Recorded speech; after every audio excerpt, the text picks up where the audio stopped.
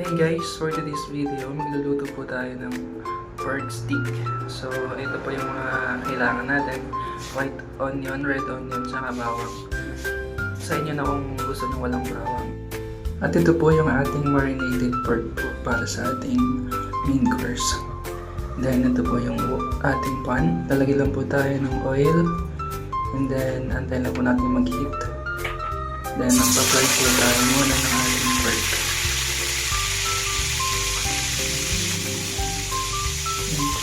Pinapay din natin and then hanggang sa mag-golden brown na po ang ating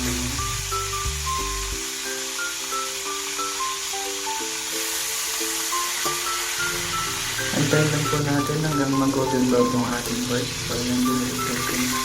So, gawin din na po siya.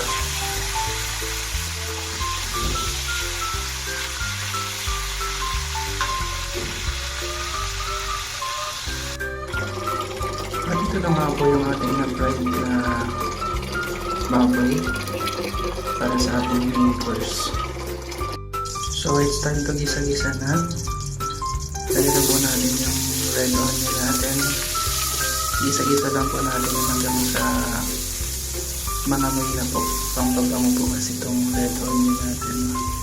And then yung ating bawang, mekos-mekos lang natin yan. Yan, mekos-mekos lang natin hanggang sa mag-light brown po ang ating red onion. Yan, super bango po niyan habang niluluto.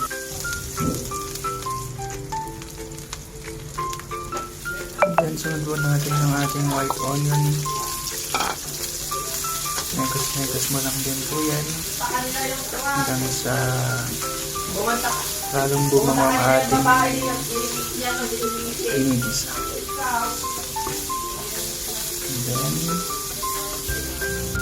so ilalagay na po natin ang ating pork po dito para po mag-isa rin po natin kasama ng ating mga sibuyas at bawang.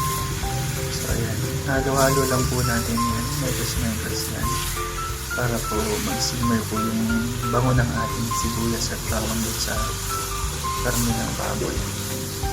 So ayan, mekos-mekos lang yan. So after po natin mekos-mekos, nilagay ko na po dun yung pinagbabaran po ng ating pork kanina. So para po after po natin minekos-mekos, tatakpan po natin muna for hanggang 30 minutes po. And then saka na naman po natin hahaluin ang ating pork stick.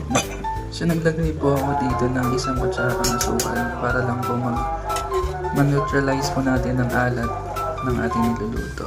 So yan, halo-halo ko lang. So ito ang ating finished product po ng ating niluto. Ating pork stick pacham by Kuya Mel's.